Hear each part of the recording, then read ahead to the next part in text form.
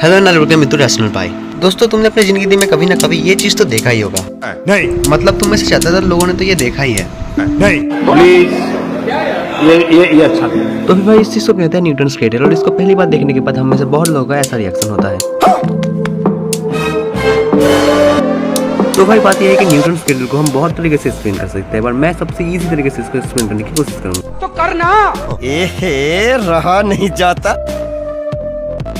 तो भाई देखो, मैं इसे एक्सप्लेन करूंगा कंजर्वेशन ऑफ मोमेंटम के मदद से। बोले तो लीनियर मोमेंटम। पर उससे पहले कि तुम अपना सर फेंको कि ये मोमेंटम चीज क्या होता है, तो मैं जरा ब्रीफ में इसका मतलब बता देता हूँ। तो भाई कहे तो मोमेंटम होता है मास और वेलोसिटी का प्रोडक्ट। पर अभी ये चीज क्यों हुआ, ये मास और वेलोसिटी का प्रोडक्ट हुआ क्यों, इसके बारे में मैं किसी और वीडियो में कहूंगा। ये पूरा और एक बात बड़ी अच्छी तरीके से समझ लो, मैं बात कर रहा हूँ क्लासिकल मैकेनिक्स की।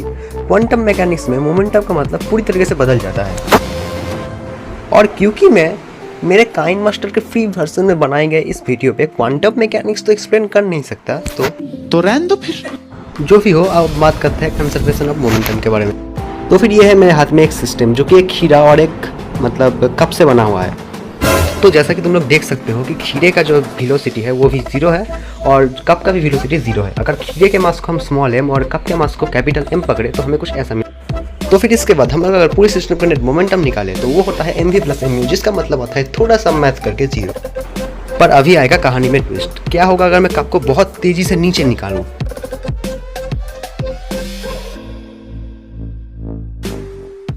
तो जैसे ही मैंने ये किया, खीरे के पास u वेलोसिटी और कप के पास v वेलोसिटी आ गया। तो अभी अगर मैं सिस्टम का नेट मोमेंटम निकालूं तो होगा mv माइनस mu। कि यहाँ पर एक चीज़ बहुत ही ज़्यादा ध्यान देने वाली बात है कि हम लोगों ने 2 m का यूज़ किया है, एक बड़ा m एक छोटा m, जो कि अलग अलग है। और क्योंकि u का डायरेक्शन v के ऑपोजिट डायरेक्शन में है, इसी वजह से हम लोगों ने यहाँ पर एक नेगेटिव साइन मतलब कंसिडर किया। लेकिन क्या तुम लोगों ने एक चीज़ सोचा कि कप के नीचे आने पर खीरा ऊपर क्यों गया? तुम ये घर में किसी भी 2 चीज़ों के साथ करके देख सकते हो और तुम्हें रिजल्ट सेम मिलेगा। असल में यहीं पर काम आता है न्यूटन का law of conservation of linear momentum. अब पता है मुझे कि इसका नाम बहुत ही ज़्यादा लंबा चौड़ा है, जो समझ के किसी भी इंसान का दिमाग चकरा जाएगा ऐसा लगता है, पर ऐसा नहीं है। किताबों से तार अगर हम लोग इसे मतलब समझने की कोशिश करते हैं, बहुत आसान है। तो ठीक है भाई, डायलॉग बच्चे बहुत कर लिया, अब शुरू करते हैं। तो करना चुप। अबे साले तो फिर भाई कंजर्वेशन ऑफ मोमेंटम का नियम कहता है कि किसी भी बॉडी का नेट मोमेंटम हमेशा कांस्टेंट रहेगा, यानी कि वो कभी भी चेंज नहीं करेगा चाहे कुछ भी हो जाए। अब इसके पीछे भी एक भारी भरकम सा रीज़न है, पर जिसके बारे में इस वीडियो में हम बात नहीं कर सकते क्योंकि वीडियो बहुत लंबा हो जाएगा और फिर मेरे पास इतना वाईफाई नहीं है। पर इस चीज़ को ध्यान से समझो, किसी भी सिस्टम का नेट मोमेंटम हमेशा एक ही रहेगा। तो इस तरीके से हम कह सकते हैं खीरे और कप के सिस्टम का पहले मोमेंटम था 0, तो फिर हमेशा ये 0 ही रहना चाहिए। बात तो सही है। यानी कि सिस्टम का मोमेंटम हमेशा 0 ही होना चाहिए। इसी वजह से ही जैसे ही मैंने कप को v वेलोसिटी से नीचे फेंका तो उसके पास मोमेंटम आ गया mv, जिसको कैंसिल करने के लिए खीरे के पास mu मोमेंटम आना पड़ा। ये कुछ ऐसे आएगा ताकि mv माइनस mu 0 के बराबर। ओह माय गॉड, चुप। यहाँ पर एक चीज ध्यान देने वाली बात है कि हमेशा u जो है v के ऑपोजिट दिशा में होगा, तभी वो लोग एक दूसरे को कैंसिल कर पाएंगे।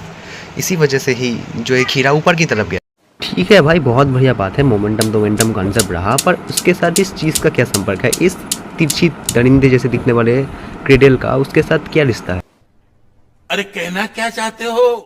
तो फिर देखो, जब क्रेडल रेस्ट में था तब उसका नेट मोमेंटम था 0। ओह माय गॉड, बिल्कुल चुप। लेकिन जैसे ही किसी भी एक या 2 बॉल को हम लोगों ने एक मोमेंटम दिया, वो मोमेंटम हमेशा कंजर्व रहेगा। इसी वजह से ही अगर हम लोग 2 चीज़ों को उठाए तो 2 चीज़ें हमेशा चलते रहती है।